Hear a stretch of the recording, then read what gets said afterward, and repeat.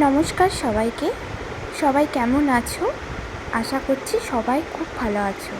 আমিও কিন্তু বেশ ভালো আছি। স্বর্ণালীস ব্লগে তোমাদেরকে অনেকটা ওয়েলকাম জানিয়ে আজকে ব্লগটা শুরু করছি।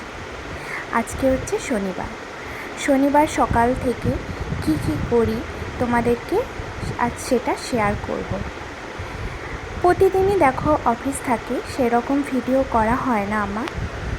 আজকে শনিবার, শনি রবি ছুটি থাকে, তো ভাবলাম আজকে একটা ব্লগ তোমাদের সাথে শেয়ার করি। উঠে গেছি 10টা, ছুটির দিন তো রাত করে একটু শুই, তো ওই জন্য উঠতেও একটু লেট হয়।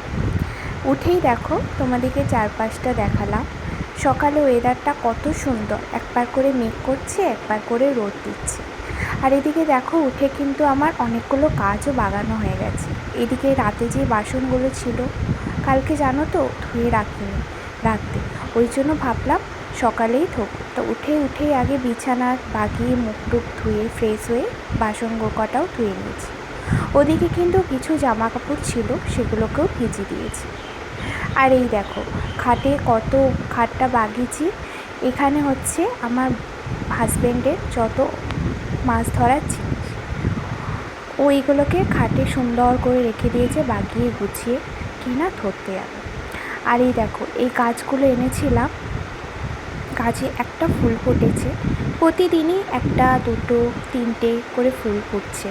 আর এদিকে অ্যালোভেরাটাও জানি না কেন হঠাৎ করে লাল হয়ে গেল। তোমরা জানলে একটু কমেন্ট করে বলো তো যে কেন গাছটা লাল হয়ে যাচ্ছে। আর এদিকে একটা গাঁদা ফুলেরও চারা এনেছি, সেইগুলো জল দিয়ে হালকা করে ওপর থেকে জল দিয়েও দিয়ে দিয়েছি। এদিকে দেখো আমি ফ্রেশ হয়ে স্নান টান করে পুজো দিয়ে চলে এসেছি রান্নাঘরে। এখন এবারে রান্নাটা শুরু করব। চা খাওয়া হয়ে গেছে, টিফিন করা। এদিকে তাড়াতাড়ি করে ডালটা বসিয়ে দিচ্ছি। আজকে শনিবার, আজকে ডিম মাছ তো খায় না সেরকম, মাংসও খাবো না। আজ তো শনিবার, তাই ভাবলাম আজকে একটু মুসুরির ডাল, বাড়িতে পটল আছে কটা, তাই পটলের তরকারি, মুসুরির ডাল আর একটু ঝুড়ি করে আলু ভাজবো, আর তার সাথে থাকবে পাঁপড় ভাজা। এইরকম খাবার খেতে খুব ভালো লাগে বলো। মাঝে সাঝে এইরকম খাবার হলেও কিন্তু বেশ ভালোই লাগে। সবসময় ঝোল ঝাল মাংস মাছ ডিম এগুলোও সবসময় ভালো লাগে না। দেখো এদিকে তোমাদের সাথে কথা বলতে বলতে ডালটাও কিন্তু আমি চাপিয়ে দিয়েছি। হালকা নুন, পরিমাণ মতো হলুদ আর দুটো কাঁচা লঙ্কা ফেলে বসিয়ে দিয়েছি। আর এদিকে পটল নিয়ে নিয়েছি, আর হাফ ফ্রিজে টমেটোটা ছিল সেটাও নিয়ে নিয়েছি। এদিকে দেখো আমার সমস্ত কিন্তু কেটে কুটে নেওয়া হয়ে গেছে। এখানে হচ্ছে পটল আর আলুটাও কেটে নিয়েছি।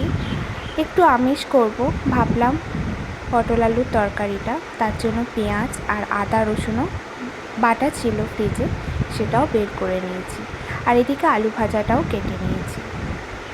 পোস্ত দিয়ে ঝুরঝুর করে আলু ভাজা করলে গরম ভাতের সাথে খেতে আমার বর কিন্তু খুব ভালোবাসে।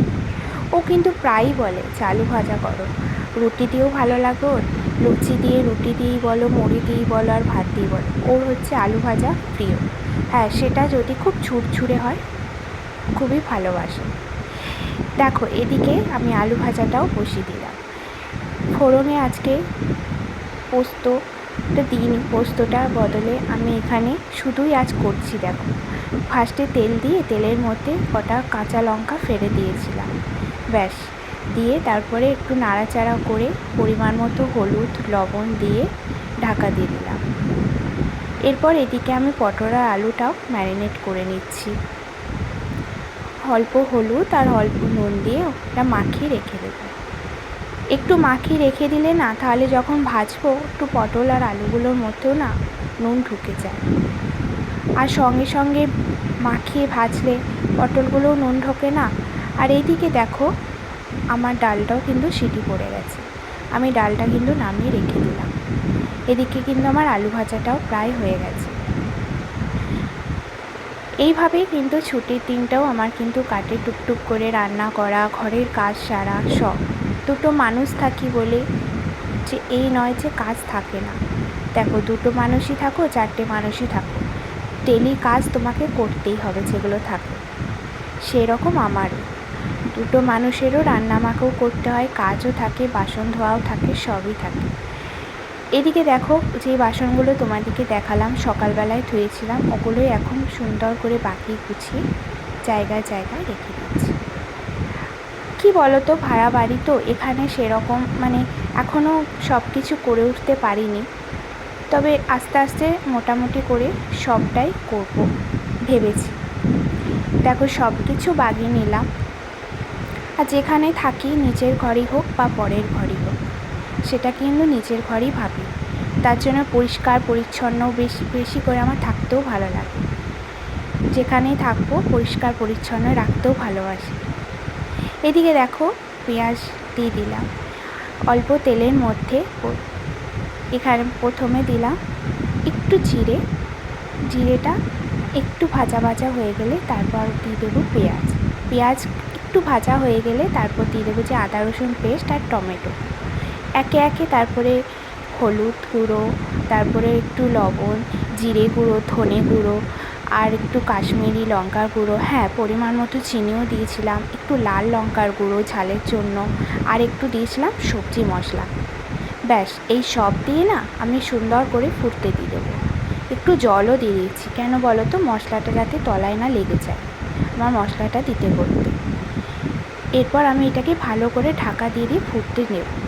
এদিকে দেখো, আমার কিন্তু পটল আলুর তরকারিটা হয়েই এসেছে। নামানোর সময় আমি একটু গরম মশলা দিয়ে দিয়েছিলাম। আর এদিকে কিন্তু আমার বরমশাইয়ের খুব খিদে পেয়ে গেছে, ওর জন্য আমি তাড়াতাড়ি করে করছি রান্নাটা। আর অনেকটাই কিন্তু লেট হয়ে গেছিলো, প্রায় 1:45 বেজে গেছিলো। সকাল থেকে সেরকম কিছু খাওয়া নেই তো, ওই জন্য খুব খিদে পেয়ে গেছিলো দুজনেরই। দেখো, এদিকে আমার ডালটাও সম্বুরা হয়ে গেছিলো। ব্যাস, এবার শুধু পাঁপড়টা ভাজবো, তারপরে খেতে দিয়ে দেবো।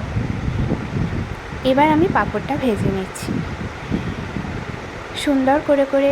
এইভাবে বাগিয়ে গুছিয়ে রান্না বলো, কাজ বলো, আমার কিন্তু করতে খুব ভালোই লাগে। যখন খুবই কাজের চাপ থাকে, খুবই চাপ থাকে, তখন এত কিছু হয় না, কিন্তু করি। কি বলো তো, সোম থেকে শুক্র না খুব অফিস থাকে, তারপরেও আমার সংসারে কাজ থাকে, ওই জন্য ভিডিও করে ওঠা অত তো শেয়ার করাও হয় না, করি ছোট ছোট ব্লগ। এদিকে দেখো, চলো রান্নাগুলো তোমাদেরকে একবার দেখিয়ে দিই। এদিকে ডাল, এদিকে পটল আলুর তরকারি, এদিকে দেখো আলু ভাজাটা, এখানে হচ্ছে গরম গরম ভাত আর পাঁপড় ভাজা। তার সাথে একটু আচার হলেও ভালো হতো, কিন্তু বাড়িতে না আচারটা শেষ হয়ে গেছে। তো চলো, আজকে ব্লগটা এই পর্যন্ত।